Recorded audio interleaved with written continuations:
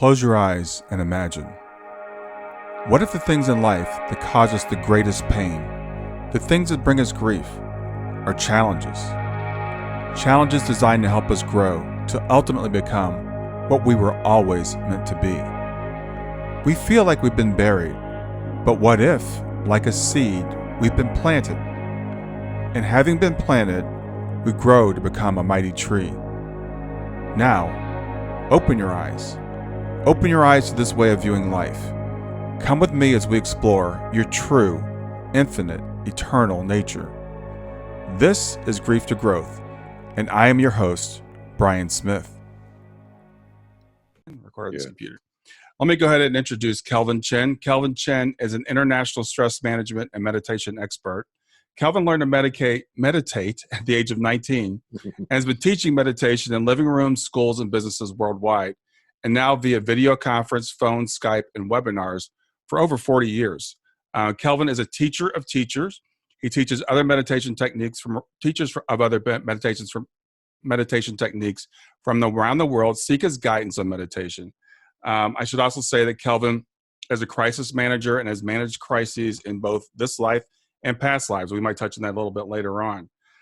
Kelvin has taught people from the ages of 4 to 94, professional athletes, retirees, teachers, students from elementary school to postdocs, construction workers, clergies, and CEOs. He's taught thousands of people this easy to learn, non-religious technique of naturally turning within or learning how to let go. He often simply calls it learning how to turn the opposite switch to the fight or flight response. So with that, I want to welcome Kelvin Chen. Thanks, Brian. Yeah, Kelvin, thanks for being here. Absolutely. So today we're here to talk about managing uncertainty in trying times. And the elephant in the room is, we all know what's going on and why a lot of people are really stressed out. So let's talk about uncertainty and fear and the relationship with those two things. Right. Yeah. Yeah. A lot of uncertainty going on in the world. Those of you who've worked with me or know some of my work that I do through my nonprofit, in addition to meditation, I help people with death and dying issues, and I help them deal with general fears. They could be fears about anything, but I also help people specifically with fears around death and dying. So it could be around death itself or related fears, losing loved ones. What do we do after we've lost loved ones, or what do we do with the fear of losing our loved ones if we die? All of that. So that's kind of the picture of my two of the main buckets of my nonprofit work, and I also help people with afterlife, understanding about afterlife as well. So right now, the elephant in the room, as Brian said, is the uncertainty that we have going on in the world around COVID-19, the coronavirus, and this is something that is affecting everybody, obviously, around the world. Doesn't matter what our socioeconomic background is or status is. Doesn't matter what country we live in. Doesn't matter what our religion is or political affiliations. All of that's irrelevant. This is a virus that's affecting human beings, and as long as we are human, then it's going to affect us. And the issue that I want to address with everybody here is not only talking about some of the misinformation and clarify some of those key points, but also to talk about the uncertainty and what we can do about it, the uncertainty, and how can we manage it so that we can manage through this, because this is not an existential threat to humanity. This is not going to be the end of the world, but we need to get through it as whole as possible, WHOLE, as whole as possible, and as an individual, as a family unit, as a larger social unit, as community, and as a world community. So that's kind of the picture. As Brian said, I've managed large crises in this lifetime, large business crises, and in other lifetimes I've managed very large crises, famines, plagues, wars, and so forth.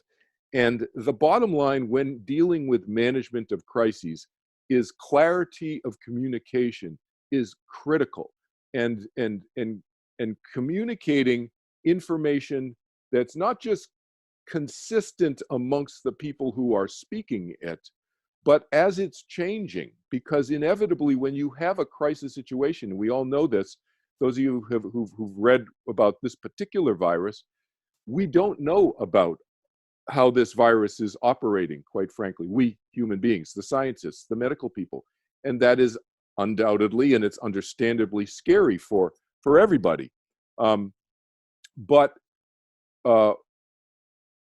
what can we do about that uncertainty? I talk about uncertainty sometimes even before this COVID-19 crisis came up. I talk about people's fears about death and dying, for example. And really, all of these fears distill down to one fear, and that's the fear of uncertainty.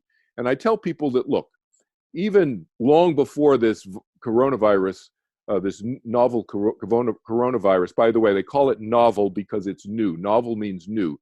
It's a new coronavirus. There have been other coronaviruses out there. We can get into that in terms of the information to clarify maybe some of the misinformation that you've heard. But we always have uncertainty in life. I tell people, look, back when I could go down to Trader Joe's and see a shelf full of fruit, do they have my organic Fuji apples? I don't know. I go down there, there's always uncertainty in life. And yet that does not trigger me, right? It does not trigger you probably in the same way that we are all getting triggered today with the news and so forth around this virus. Why? Because obviously the virus is a potential threat to our physical life, right? So it's understandable. I'm not diminishing it, just putting it in perspective that we are always confronted with uncertainty in life. That is the reality. But what I help people do is get rid of the fears. So back to crises management, the primary way to minimize, you can never get rid of everybody's fear, but the primary way to manage it and reduce the amount of fear is to give accurate information and tell people what you don't know. And so I was on there were about 900 of us last Thursday on this School of Public Health seminar. So I met the dean of the School of Public Health at Boston University last year. He has my book and so forth, and so he invited me to a conference. And so now I'm on their email list. So some of you may have seen on my Facebook, or you may have even been live as I was listening to what they were saying. So here's a couple of key points of information about this virus. And that's that, like, as I said, we don't know everything about it. So there's always changing information that's coming out that's new about it. So why am I saying that to you? I'm saying that to you to underscore a point that I'm going to say over and over again through our discussion today, which is don't get locked into anything you're seeing on TV. And I would suggest that you stop watching the news. You'll hear it, and let the experts take care of this, because all that's watching the news incessantly is going to increase your fear level, because they don't know everything about this yet. And so there's a changing scenario about what's going on as we go along. So, for example, one of the new things that I've heard coming down the pike, which I thought made sense just by seeing how fast it's spreading, is that it's not just purely on sputum, on the water droplets, the liquid droplets that may come out of your mouth, nose, nasal passage, and so forth. That it's now they're thinking that it's an airborne virus. So that's why it's very important to follow what our government officials, the CDC and so forth, are suggesting, that we sequester ourselves, that we not be in big groups. So that's not just made up stuff. I hear people sometimes conjecturing that there's some conspiracies out there. This is not a conspiracy. This is reality, and the staying away from other people is to minimize the spread of the disease of the illness, of the virus, as fast as it would normally spread, okay? We don't want to speed it up. And so here's another thing that they talked about on that School of Public Health, the panelists talked about, which is very important to understand. I was talking to one of my good friends today who's in another part of the country. I'm in Los Angeles, and a very sharp, bright person, and he did not understand this flattening thing that people keep talking about. So let me explain this idea of flattening of the this idea of flattening that you hear on the news that maybe they're not explaining as clearly as possible. What that means is that based on the again, the statistics that they're looking at in other parts of the world with this specific virus, this virus is different from the seasonal flu virus. It's different from the original SARS virus. It's different from the MERS. Those of you who heard, those are all other variations of the coronavirus, but they have names now. This seems to be different from all of those, and as such, yet we have to look at the statistics that this particular virus seems to be, giving us, the statistics in terms of how many people are getting infected by it, how many people are actually getting very sick and having lung compromised, breathing compromised issues, and so forth. And then what's the case fatality rate? You'll see this acronym CFR, case fatality rate. That's the death rate based on the number of cases that they've had. Keep in mind the case fatality rate doesn't necessarily mean what the actual death rate will be, because it's based on cases, case fatality rate. So it's based on the cases that they know so far. So you see, I just give that to you as a general thing. I'm not going to teach science class or a biology class here, but you understand that it's a changing situation, okay? And so when they're saying certain things, there's certain reasons behind it. So we want to stay away from most people right now, so that we keep the spreading of the virus not so fast. Why? Because we want to allow our hospital systems around the world to be able to manage the serious cases, because the likelihood is that most people who get this coronavirus, COVID-19, will not have a serious outcome. You may have a flu-like symptoms, et cetera, but hopefully not serious outcome unless you are immune compromised. Your immune system is not strong. So we're going to talk about how to strengthen the immune system later on in our discussion today, okay? Because that's what we do have control over. So back to the information. So understand that this flattening idea is the idea so that we can flatten the curve. What they're talking about is the curve. They're saying that if everybody in the world got sick right now with the coronavirus, then the curve would have this big spike in it where there'd be so many people getting sick at the same time, there would then, and even if the percentage is small about how many people would get seriously ill, and then out of them seriously hospitalized and so forth, and out of them a subset percentage that would require oxygen, the oxygen machines and so forth and so on. Nevertheless, if everybody gets sick all at once, that's going to overburden our hospital systems around the world. That's what they're talking about, flattening the curve. That's what that term means, so that we may all get sick, but 90 something percent of us hopefully will 99% or maybe even 99.5%. We don't know what the number is going to be yet. May get sick and be fine.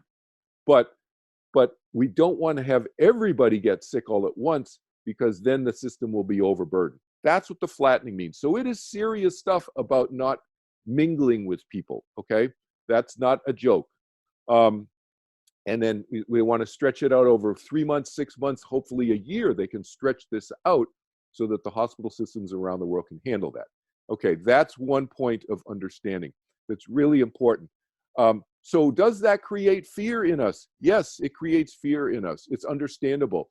So how do we manage uncertainty and fear in this context, in any context? What we do is we control what we can control, and we need to let go of what we cannot control. Okay, that's the thing. And so we cannot control the understanding that our researchers and medical professionals and scientists are getting about this virus. So don't try to follow all that. I recommend that you do not get into following all the nitty-gritty details of that, because it's just going to stress you out more. You and I are not medical professionals. I am not a doctor. I'm not a therapist. As Brian said, I have been, full disclosure, I'm not a healthcare professional. Now, have I worked in healthcare and worked with healthcare professionals closely over the many decades? Yes. And so that's why I know about vaccines and I know about stuff. And but I am not a healthcare professional. Have I been working in stress management and crisis management for many, many decades in business and in the work that I do with my meditation and my death and dying? Yes, I've been doing that. But we need to keep everything in context and control what we can, and don't worry about what we can't control. Okay? Because what happens? You know, Brian, you and I have talked about this many times, right? What happens when we're afraid and we're anxious? Right? Right. Fight or flight, right? Fight or flight, exactly. Fight or flight. Brian and I have had many conversations about this offline. And the fight or flight response is what? It's sometimes referred to as the stress response. And many of you have heard this term, fight or flight. But I want to read to you, it's page 28, those of you who have my book there. This is my book, by the way, Overcoming the Fear of Death, on Amazon, et cetera, anywhere online, Barnes & Noble, et cetera.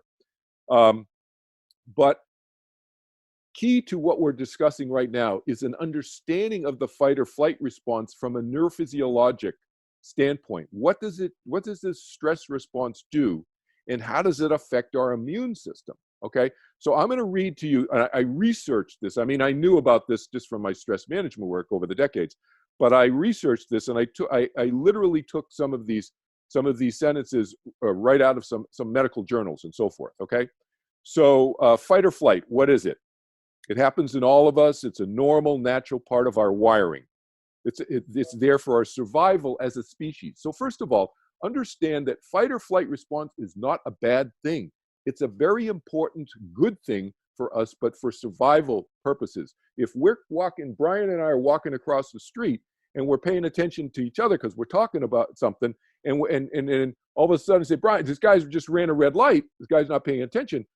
Our fight or flight turns on immediately. We don't have to decide to turn our fight or flight switch on in us. It just automatically turns on. Brian and I run to the curb and, we save our lives. Survival mechanism, it's important. The problem is it's getting turned on way too much, especially right now, worldwide. Fight or flight is getting turned on through the roof, and here's what goes on.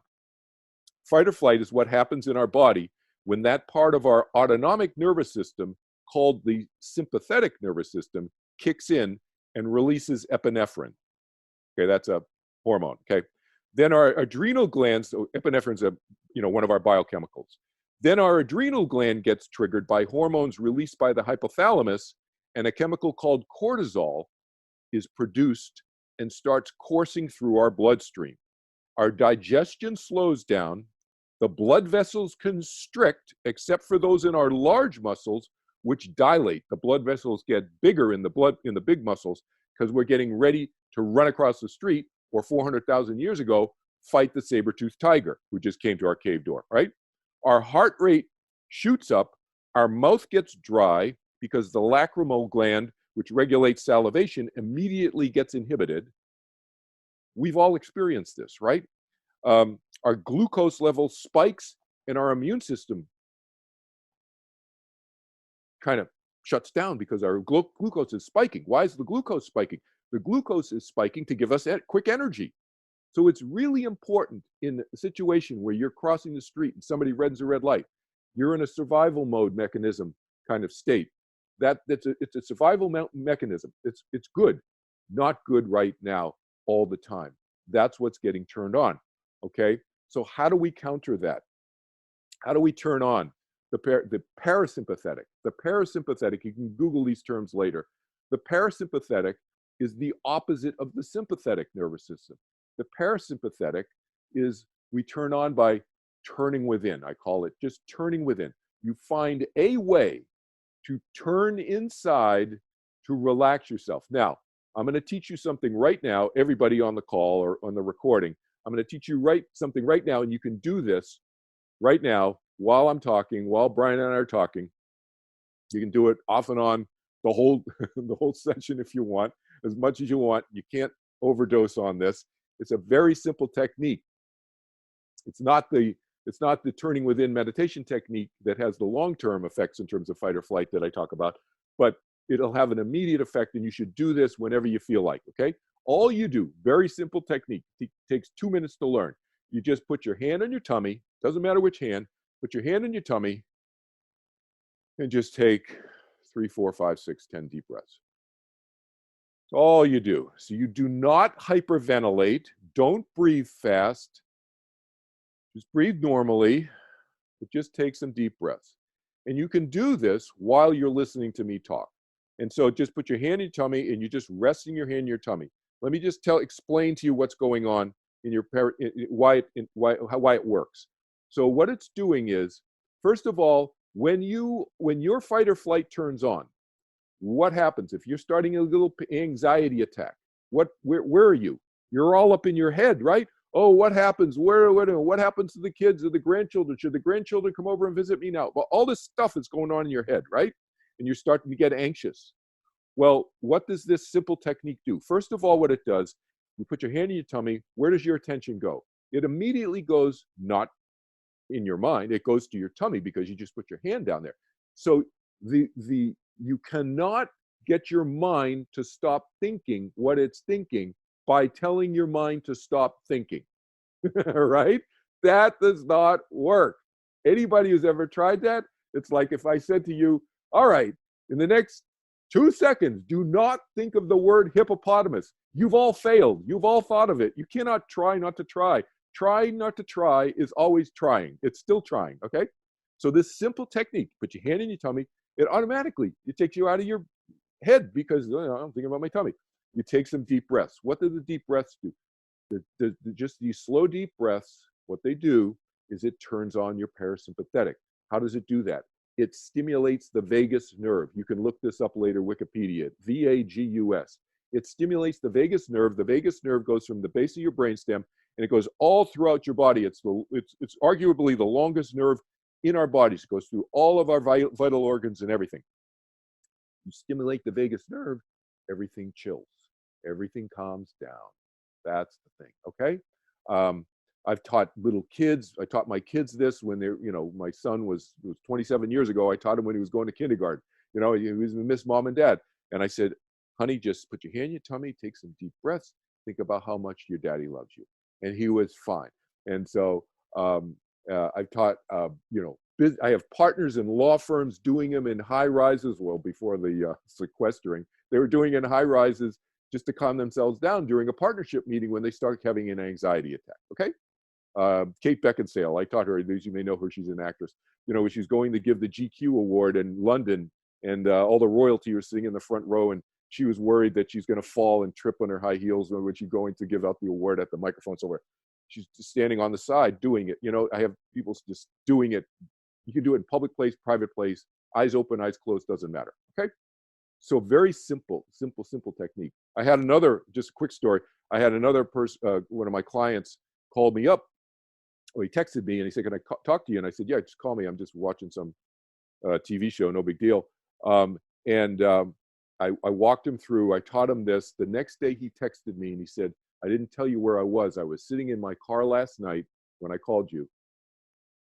In the parking lot outside the emergency room of the hospital. I was about to check myself in because I was having panic attacks. He did simple technique. He went home, he slept like a baby. So very simple, immediate, but it's temporary. It's not permanent like the effects, more like the meditation that I teach in the 4-day class. But anyway, simple thing, do that now as we continue our discussions.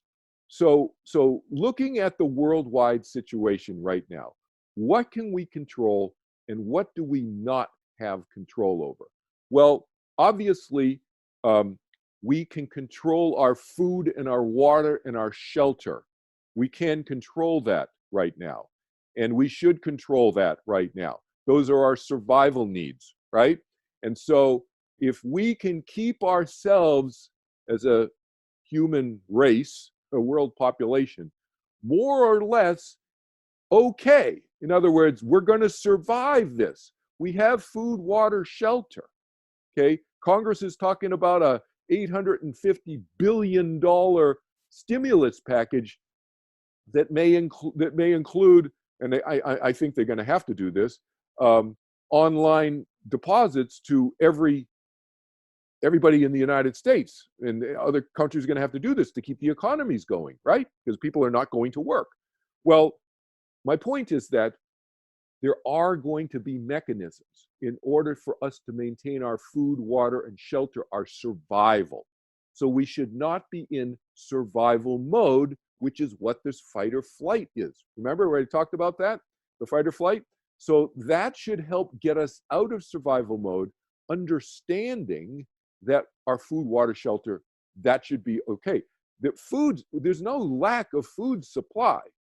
When you see the shelves that are empty at your supermarket, that's because they don't want to put all the food out all at once, obviously, because again, it's another variation of this flattening of the curve issue. We don't want to put all the food out. Everybody hoards the food who can afford the food, and then other people who haven't been hoarding have no food. Of course, again, we want to control that. Why is that in our best interest? Each of us, as self-interested human beings, by the way, we are all self-interested. There's nothing wrong with being self-interested. Who else is going to take care of yourself unless you do? So self-interest is not bad. It's neutral. Selfish, that's not good. That's bad. That's when you become too self-interested. But I draw a distinction between the two. That's a whole other lecture. But self-interest, so we're self-interested. It's good. It's fine. Look out for your self-interest. What is in your self-interest? Let's talk about this toilet paper thing that's going crazy. You know, it's like I laugh about it, but it's kind of crazy at the same time. What are people doing? You know, garage full of toilet paper? Really? Why are they doing that? Control. They think they can control what is uncontrollable, which is the unknowing. We just don't know. Am I going to get sick? Am I going to be hospitalized? Did the scientists really know everything about this virus? No, they don't. So people try to control things. Why? So they can feel more secure. How long does that last? Well, now you got a garage full of toilet paper, and as soon as wow, now I feel really good. I got a garage full of these guys down in Nashville, Tennessee, with 17,300 bottles of hand sanitizer. Are you serious? Okay, now you feel real secure? No. As soon as you realize you pack the stuff away, now you're freaking out again because you haven't turned within. You haven't strengthened yourself from the inside out. That's the key. But back to this survival needs and the self-interest issue, it's not even in our self-interest to go hoarding all of the meat and vegetables or whatever else is empty on the food shelves at the supermarket. We want to make sure there's enough for everybody. It's actually in everybody's self-interest to make sure that everybody else has enough food and water and hand sanitizers so that they don't get sick. We need to keep the community around us, whether it's just the 3 or 4 people around us, or the 300 or 400, or the 300 or 400,000, or the 300 or 400,000 million, 300, 400 million people around us, as healthy as possible. So we want the food supply evenly distributed as possible to keep people healthy. Because as I said earlier, this virus doesn't care where you live, what color your skin is, what political affiliation you have, what religion you have or don't have. If you're human, it's going after you.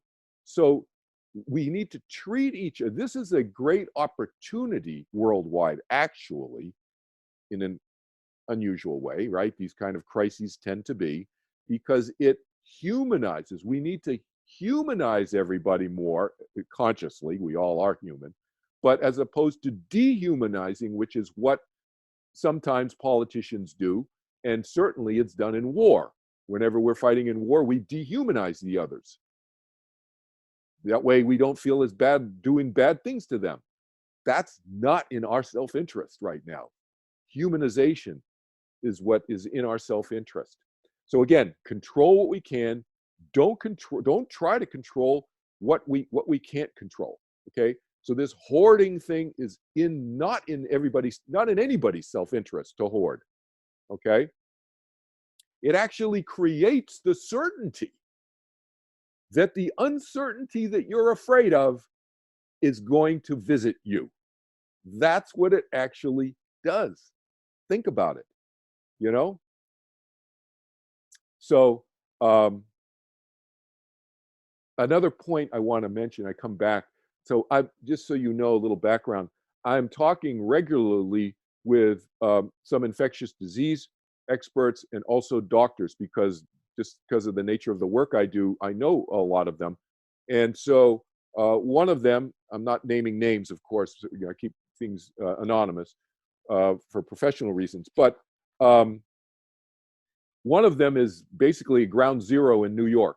There's a lot of COVID-19 cases there at his hospital, and he's in the intensive care department of a hospital, is a physician, etc. If you have, or you know anybody who has run out to Home Depot and bought N95 masks, right? The ones that seal up around your face, because they sell them at Home Depot. I don't know if people know, but they sell them at Home Depot or Lowe's, so forth. Because if you're doing painting and you don't want to be breathing the fumes, or if you're doing a lot of particles, you're doing with a lot of sawdust and things like that, or carving metal with a saw, et cetera, et cetera. This protects you, so you're not breathing in the metal particulates and so forth. If you know anybody who has any, you should bring them down and donate them to your hospitals, okay? Because our hospitals, people went out and hoarded them. People like you and I went out and hoarded them from Home Depot and Lowe's and so forth as soon as they heard this. And there's not enough for healthcare workers, to the point where, again, I'm not going to name names, and I'm certainly not going to name hospitals, but the protocol, one of the protocols are changing at these hospitals minute to minute, not even day to day. The knowledge is changing so quickly about this virus that minute to minute the protocols are changing. And one of the protocols about this N95 surgical mask that the healthcare workers have, these frontline workers who need to be protected, they're only been given 3 masks. So they're given 3 masks, and they have to figure out which patients they're going to use. And they say, don't. If I'm a doctor, I go in to see Brian, and okay, the virus is now on the outside of my mask. It's sealed, but then I take the mask off. Where does the virus go? It goes to the inside of the mask, and I get to use the mask again because there's not enough masks to go around. All right. So what does that mean? When you start seeing our healthcare workers, you wonder why our healthcare workers are getting sick with COVID-19. It's because one of the reasons is they don't have enough of the masks. All right. Another is they're overworked, and they're not getting, and their immune system is struggling. Okay. But just a public service announcement: donate them to your hospital. You do not need them. That's number one about masks. The other thing about masks, just to clear up some misinformation about masks, you'll see people wearing these surgical masks. Surgical masks were designed many decades ago. I don't know, in the 1930s or something like that. Surgical mask was designed to keep the surgeon's sputum from infecting the open wounds and cavities of the patients that they're doing surgery on. Okay, that's why they're open on the side. They're not meant to protect you by wearing a simple surgical mask from what's going on around you. All right? So don't waste your time wearing surgical masks unless you are sick. If you are sick, and it doesn't matter sick with what. If you have a sickness, an illness, then it is helpful to wear a surgical mask because it keeps your sputum, your spit and so forth, etc., from going out into the environment.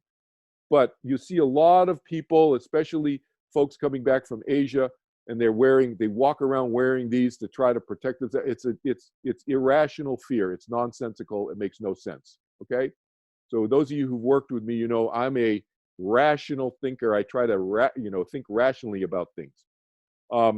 What about vaccines? So just a couple of quick points I wanted to cover here, and then I'm going to give you some quick tips on how to strengthen your immune system. You can do it immediately. But quick thing about vaccines, we need to be patient about this whole. Where's the vaccine? Where's the vaccine? There's no need to get stressed out about that. They're working as fast as they can on creating a vaccine for this. But if you hear any politicians or any lay people, non-medical people saying that, oh, we're going to have a vaccine out to you really quickly, they don't know what they're talking about, because vaccines, you can create a vaccine very quickly. That's not the problem. But is it safe and is it effective? Those two things. You want it to be safe. You don't want the vaccine to cause harm to the sick patients, and you want it to work. Well, that means you have to test it. That means it takes some time. Now, are they accelerating the testing process with the vaccine that they're working on right now? Yes, I heard that they're starting to test it on people. But that doesn't mean it's going to be available to you next week or even next month. These vaccines, generally, we try them on animals first because we don't want to try them on humans immediately, because we don't want to kill the humans, because it could. So generally speaking, 12 to 18 months is the norm. They're going to try to speed that up right now, okay? But anybody who leads you to believe that they're going to be available in the next week or two, they don't know what they're talking about, okay? There's something called ADE. There's a medical phenomenon in the body, and it applies to vaccines, that I'm just going to give you the very quick layperson's understanding of this for those of you who are following the vaccine thing. I'm just trying to debunk and give correct information about stuff, okay? ADE stands for antibody-dependent enhancement. Antibody-dependent enhancement.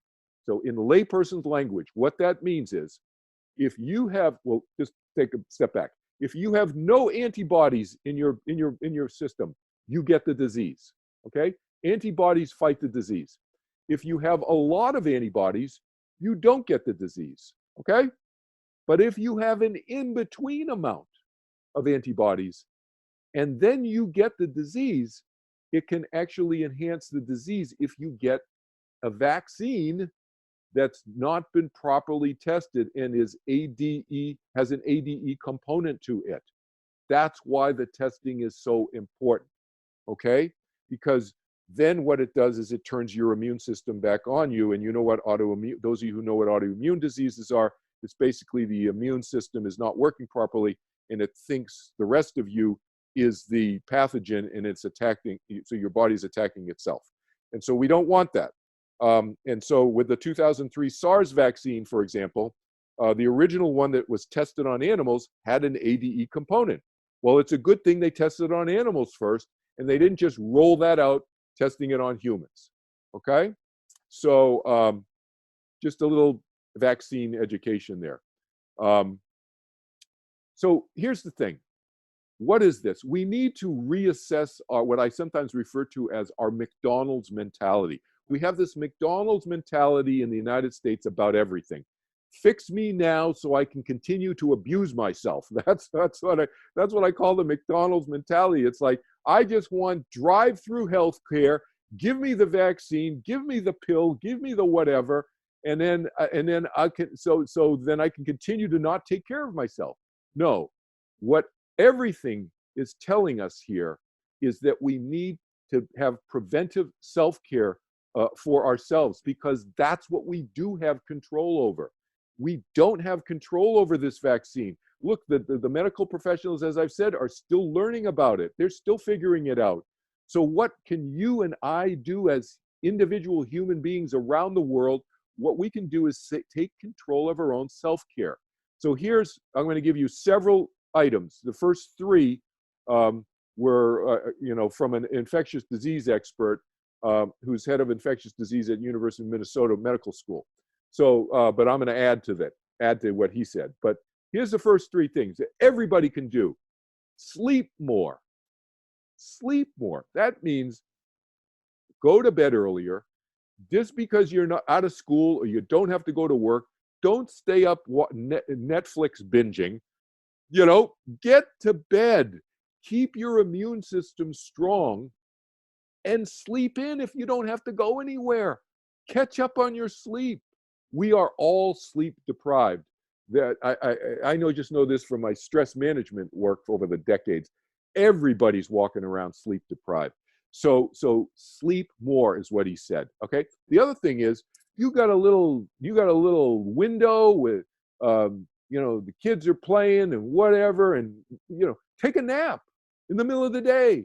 Sleep more. That's number one. Infectious disease expert advice. Sleep one. The second is drastically reduce alcohol consumption. Okay? Drastically reduce alcohol consumption. You can Wikipedia this yourself. Even moderate alcohol consumption, it suppresses our immune system. It suppresses the T cell and C cell, and there's another one I can't remember. Like I said, I'm not a doctor, but there's these valuable biochemical components of our immune system are suppressed by alcohol. So drastic reduction in alcohol consumption is what he said. This is the infectious disease expert. And the third thing he said was hydrate. Hydrate with water. That means water. That does not mean coffee, tea, juices, or sodas. Those do not count. Hydration means with water. Why? Because water is going to flush out, it's going to keep your cells, the flushing out of the toxins from your cells and then into your kidneys, your liver, your kidneys, and so forth, and you will excrete it out. That's what we want, okay? Hydration keeps our cells functioning properly. Now, can you overdrink and drink too much water? Yes, but I guarantee you nobody's going to do that because that's just an exorbitant amount of water that nobody would ever get close to doing. So hydrate. Lots of water. And I'm going to add several things to this, and then we'll open it up to questions, Brian. Okay. Eat healthier. Less inflammatory foods, because inflammation of our organs, of our vital organs in our body, or wherever in our body, but especially our vital organs, is going to cause problems with our immune system. Okay, so eat healthier, and I don't want to get into a diet thing. I'm just listing some key points. You guys, know how to use a Wikipedia. You can look up and see what are inflammatory foods. Okay. So obviously not lots of junk food, not lots of sugary stuff, sugary dessert foods or drinks and so forth. Remember what did I talk about earlier about the fight or flight? You get the glucose spike in the fight or flight. That's important. That's good because you want a quick hit of energy to fight the saber-toothed tiger or run away. You don't want glucose spiking all the time. That's suppressing your immune system, okay? You get glucose crashes, and then you get, and the other thing is that some people are susceptible, not everybody, but some people are susceptible to sugar crashes that may cause depression. And then you may feel depressed, and you may feel sick and depressed, but not really sick. You may have depression symptoms that lead you to believe that you're sick, and then you may get worried that you have COVID-19, which is going to just spiral your immune system out of control and then not be working properly, your immune system, right? So again, diet, look at your diet, eat healthy. Another thing, exercise, especially if we're sequestered. Don't just sit there, move around. If it's inclement weather outside, jog in your apartment or wherever in your house. It doesn't matter. Go out for walks. Going outside doesn't mean that you have to mingle with other people. Go outside for a walk alone in the sun. Get outside, exercise. Don't just sit and play video games or Netflix binge, okay? And another thing is, don't watch the TV news incessantly. I said that earlier. I'm saying it again. You'll hear if anything big is going down. or watch it every once in a while. But understand that you need to manage your stress by taking control over what you have control over. You have control over the clicker, okay? And don't get your news from social media. Oh my God. So people are posting crazy stuff on social media. It's okay to be on Facebook to connect with your friends and that kind of thing. That's fine. But don't go there for your news ever, ever. And like I said, turn within. Find a way, an easy, effortless way to turn yourself within, to go inside, to be with yourself and relax. That's the thing. So that we can turn on the parasympathetic. As Brian said, I call that turning on the opposite of the fight or flight switch. So that's what I do in my Turning Within meditation classes. You can check that out, by Googling me. Just might Google my name and my websites will pop up and you'll see. And I'm teaching classes for free during this high anxiety time, free meditation classes, my full 4-day, it's a 4-day class for about an hour and a half each day, my group classes. And anybody who wants me to teach them privately, I'll do that too. But I do group classes. I have another group class starting on Friday, March 27th. I still have about maybe 4 to 6 seats left in that class. And I'm teaching classes for free for seniors and anybody who has a suppressed immune system, any immune system issues, okay? I'm teaching people free, worldwide, doesn't matter where. Why am I doing this? Because I want to create I want to walk my talk, what I just said earlier about flattening the curve, about making sure as many people as possible are not triggering their fight or flight response. Why? Because that will increase the likelihood they will stay healthy even if they get the COVID-19 virus. They may not even have symptoms, or they may have minor symptoms. I want to do my part to help keep people out of the hospital. That's the point, right?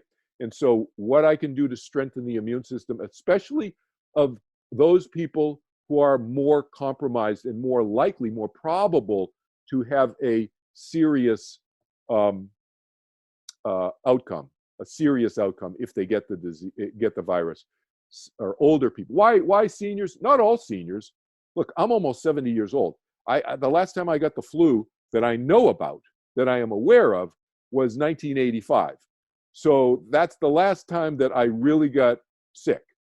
So maybe I've gotten the flu. I probably have many times since 1985, and it's very low level. That's what I want to increase the probability for in as many people as possible by teaching as many people as I can my simple technique. You do it 10, 15 minutes twice a day. That's it. And it doesn't matter if you're a senior. So like I said, like if you're 27 years old and you have, your immune system is under siege, I'll teach you for free too. I mean, so I'm just saying seniors and anybody who is immune suppressed. And I turn nobody away for financial reasons. So I do this under my nonprofit, Turning Within Foundation. So I turn nobody away. So I teach people sometimes for free because their finances are such that they're, I just teach them for free. Or I've taught people in over 41 countries, over 40 countries. Now it's 41 countries so far now, worldwide, because I do this video conference. So it's ideal. You just sit in your living room. You don't have to go anywhere. You don't have to meet me. You step on video conference. And so it's just sit in your pajamas. You don't have to turn your camera on, but you can see me. Very, very easy. Okay. So that's my offer to everybody in the world, to do my part to help flatten the curve. Okay. Thanks, Kelvin. That was fantastic. I'm going to kind of reiterate some of the things that you talked about. First of all, everybody here, I think we're all feeling fearful, And I want to say, and you touched on this, there's no shame in feeling fearful. Fear is a natural response to a perceived or a real threat. And this is actually a little bit of both. Yeah. But what we can do is we can control that fear. We can manage it through some of the techniques you talked about. And I also want to talk about some of the good news about this virus. We keep hearing about how bad it is, but other countries have already got some of it, at least apparently under control. We've seen the numbers flatten out. We've seen that curve flattened out. The thing is, a lot of people have probably already had it and recovered, and don't even know they had it. So, and we don't even know what the numbers are in this country. And so, a lot of people, this is not, as you said, this is not the end of the world. This is it's a disruption, and it's something that we need to manage so that it doesn't get really bad. And we've got really good management techniques that we didn't have in the past. We've got some really great, doctors. We've got data now. We've got the internet to disseminate information.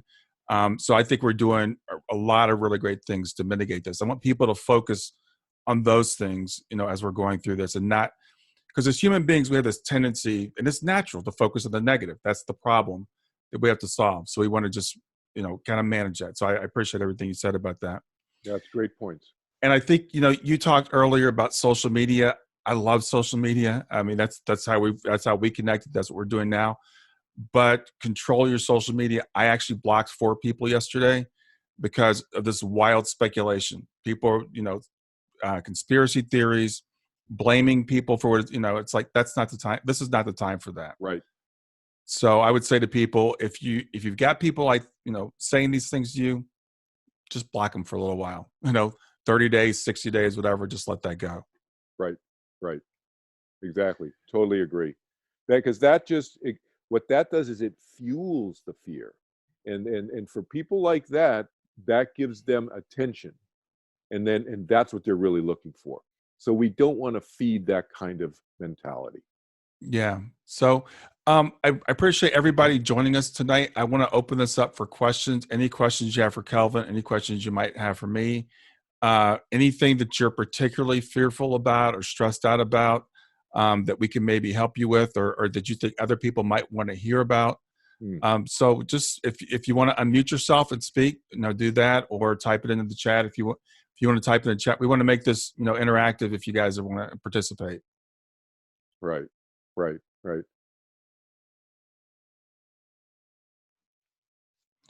So while we're waiting, if somebody wants to just interrupt me, just take yourself off mute and I'll say a couple of things. Mm-hmm. One is that I think we need to stop, you hear this narrative out there, comparing this to the seasonal flu and looking at seasonal flu statistics. I think it's okay. It gives us some ballpark, but there's a huge range of numbers. This came out in the School of Public Health panel seminar that I was watching, observing, and so forth on Thursday. So it's somewhere around 0.1 to 0.4% people died of the seasonal flu. Okay, so it's a very small number, very small percentage. Nobody wants to be one of the, whatever the number works out to, 18 or 20,000 people in the United States who died of the flu. But again, we don't know what the number is going to be yet with the coronavirus, because not that many people have been tested by it. So every time you see numbers throwing out there, I'd say I just mute my ears, quite frankly. Every time I hear, well, this many people have had the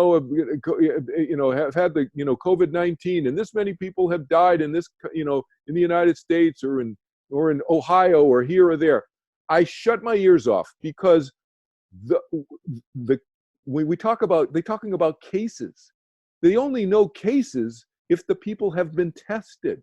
How many people have been tested? Not that many. So all of those numbers really are sort of meaningless and can be spun any which way somebody wants to spin them.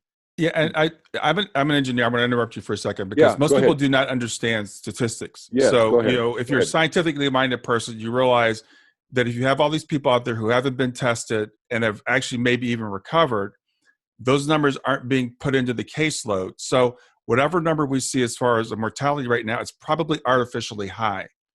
If anything, it's because it's only the known cases, and only the most serious people are the ones that are even being tested. Yep. So as you said, let's not say this is 10 times more deadly than the flu. We actually don't know. We don't know. We don't know. And that's why I said, when you start hearing stuff like that, you should tell yourself they don't really know yet. And just don't pay it, don't park that in your brain. Go do something else. That's why I said this. Here's what we do know. We do know that if you get it, you have a great chance of recovering. Yes. And that's what I want people to focus on. I went out today and frankly, I self-quarantine all the time. That's just my lifestyle.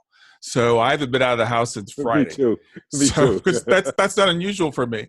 But I had to go out today. I had to go to Trader Joe's. And I'm like, what's it going to be like? And someone had just said, I went to the grocery store and it was like I had been in a war zone. So my daughter and I go out and I'm like, what's it going to be like? And I went to Trader Joe's and it was pretty normal.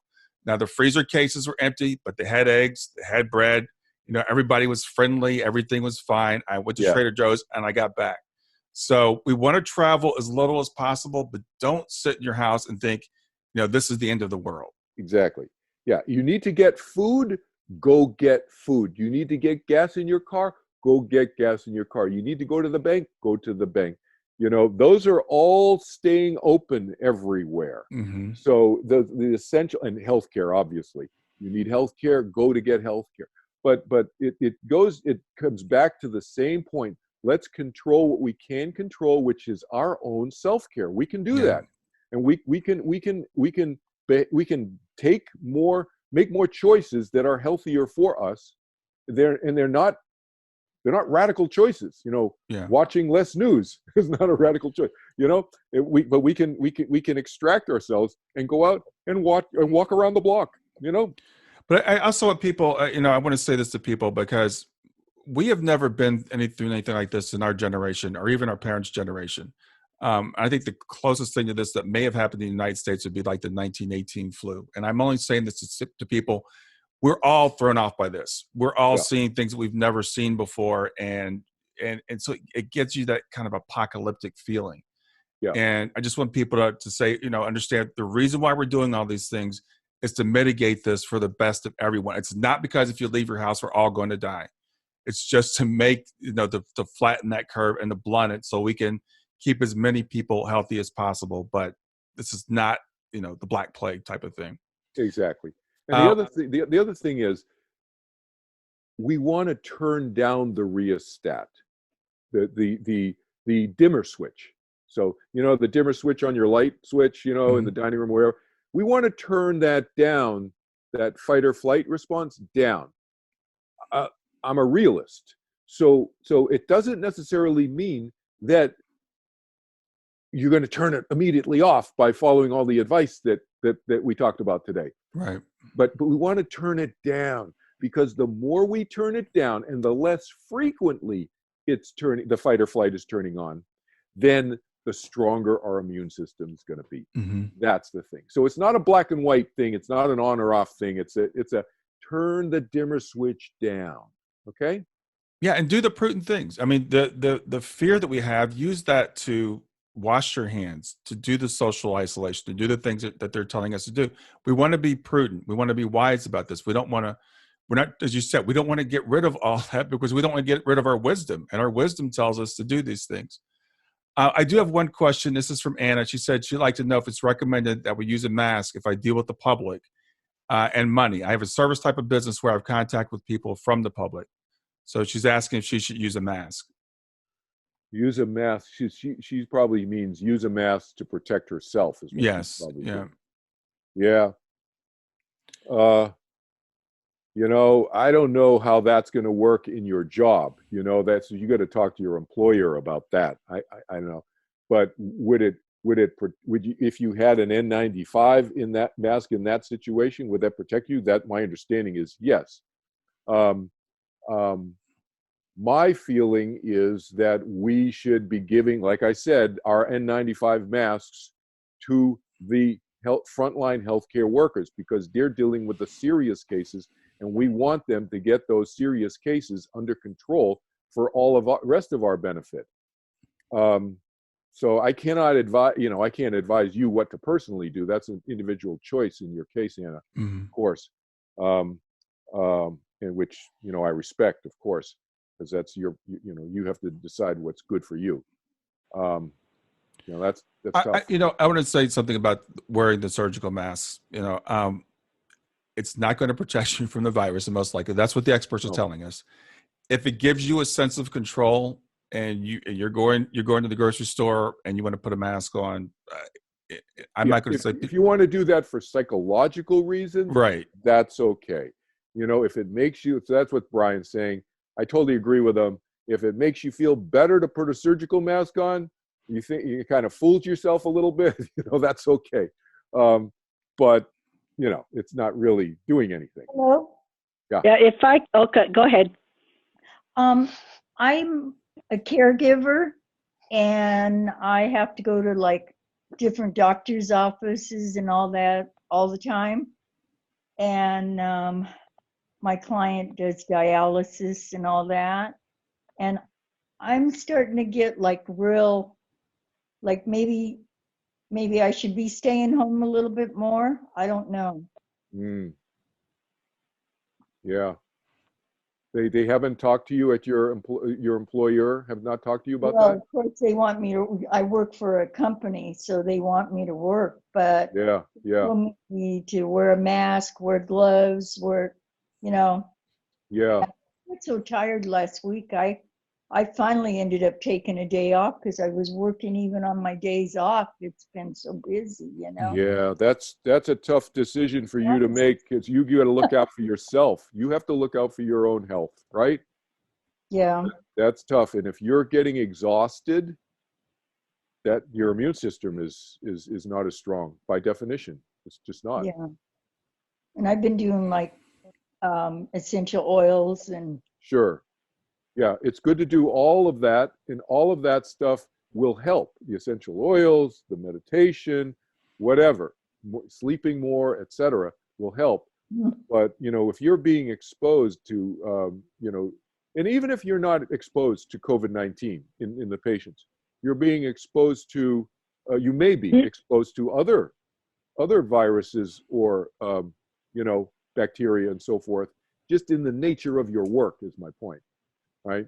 And so that's going to also affect your immune system, because your immune system is going to be fighting that other virus or that other bacteria, whatever that was in your environment when you're in your caretaking mode. Yeah, and something finally told me on Saturday. I called in on Friday and I told them that was my day off, right? And I said, you got to get somebody to cover my shift on Saturday. I said, because I'm tired. Yeah. Yeah, and that was a wise move. My body was telling me, hey, yes, something, Yeah, so here, I'm glad you mentioned that, because this listening to our bodies is so important. And so whatever you're doing and whatever choice you make, whether it's to continue working in the role you have or not, we need to listen to our bodies more. And if we listen to our bodies more, our bodies are telling us, oh, we're tired. Oh, then you need to rest. That means your immune system needs to be strengthened more. That means that maybe you're fighting something that you don't even know, because you have no symptoms and you're asymptomatic. You have no symptoms, and you may have a virus that you're fighting, and your body is just telling you, oh, sleep more. And you sleep it off, and then boom, the virus is gone. You don't even know it. It came and went. You don't even know it. I see what you're saying. Yeah, thank you. That's what Brian was saying. We don't know how many people have had COVID-19 and not only survived, but they didn't even know that they had it, Brian, right? They just had it, and they did, right? And they wouldn't even know to answer a questionnaire if they were asked, to try to increase the statistics that you were talking about earlier. Yeah, exactly. You wouldn't even know. You wouldn't know the answer. Yeah, I had it. I didn't know I had it, but you did. And this is Karen. Yes, Karen. Just want to, if you don't mind saying something about the N95 mask, because as a registered nurse, I've had to wear it. Yes. I'll tell you, in the hospitals, you have to be fitted for an N95 mask. You don't just wear it like a regular, oh, I'm covering my mouth and nose and this is it. You got to be fitted. And I'll tell you, when you're fitted properly, you don't want to wear it because it is so difficult to breathe. And it's like, oh, you got to be kidding. But for it to work the way that it's meant to, and they call it N95 for a reason, because I think that's the size of the whole micro, yes, exactly, whatever, that it filters. Right. And it's I'm just saying that people who think they just want to wear an N95, really good point. They're most likely, unless you're in a hospital setting and you've actually been fitted, it's probably not doing what you want it to do. That's a great point. It's a great point. It's a really good point. Thank you for bringing that up, Karen. Karen was a nurse. Karen was a nurse her whole professional life. Okay, so she knows what she's talking about, and I'm really glad you raised that because it's a really good point. Yeah, they're very uncomfortable to wear. If you're fitted properly, like she said, you don't want to wear it.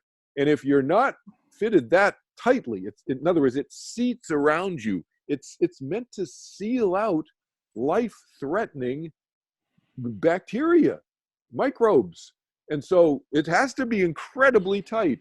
So most people who are hoarding them probably, they're going to wear it and it's going to have no effect at all. That's Karen's bottom line point, I think, really. Yeah. So you should be donating to your hospital where they know how to put them on. They can fit them properly to the healthcare workers who are the frontline people. I want to say just a couple more things about this this thing that we're going through, and this is just me. But I think that things like this happen for reasons. I think there are lessons that we as humanity can learn from this. One of the things we're learning very quickly is that we are interdependent, that we are all connected, and that we're basically we're herd animals. But we're all one herd. And something that happens in China, a few weeks ago, has now swept around the world. So I think we need to wake up to the fact that we're all dependent on each other, nationwide, worldwide, et cetera. So as we're fighting this thing, we need to fight it together as humanity, as Americans, as whatever. Another thing we talked about, things that you can do to protect yourself. Another thing you can do is figure out where you can help, how you can raise the vibration of the planet. And I participated in a couple of group meditations. I'm going to participate in something with Lynn McTaggart or tomorrow to talk about how we can, raise the vibration and help everybody. So I want to encourage everybody as we go through this to figure out what we can all do to help each other out as well. It's great points, Brian. On your thinking more, it's like people have asked me, people see me, especially Brian, you and I have joked about this because we both shave our heads, right? Mm-hmm. So as soon as I started shaving my head, it's been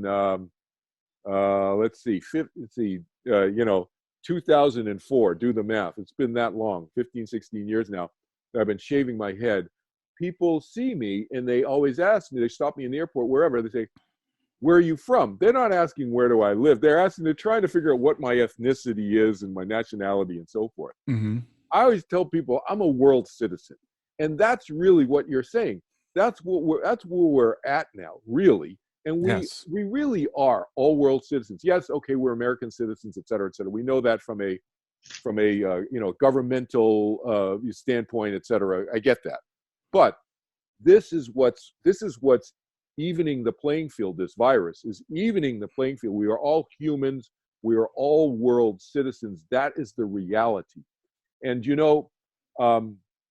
I wonder if this will change us as Americans in the way that we view the rest of the world, because we've gotten so nationalistic, not just in the last 5-10 years, but in the last 30 to 35 years.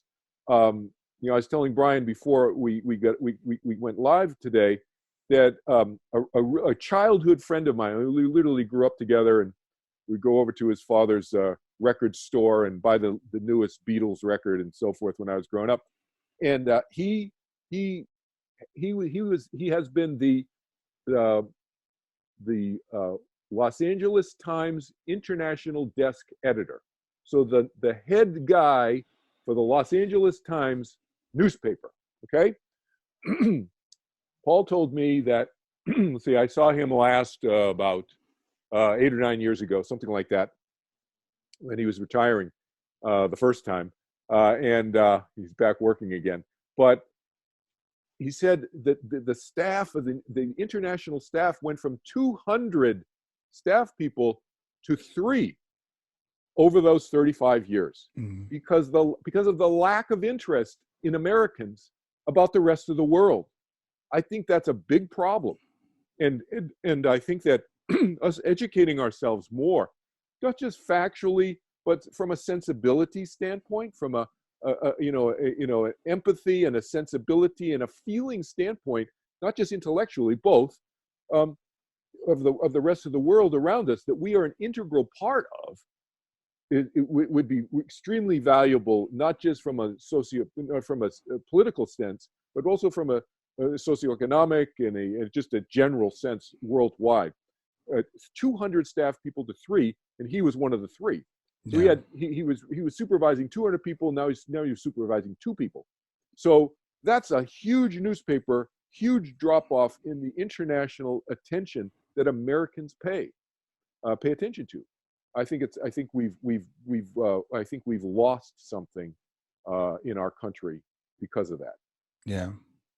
Well, Kelvin, I really appreciate you doing this tonight. I want to end, as I said, I want to end on a good note with this. As I said, we're going to get through this. We're going to get through this together. I hope we're going to be stronger after this. I hope we're going to learn the lessons that this is here to teach us. So stay together, stay strong, and stay healthy.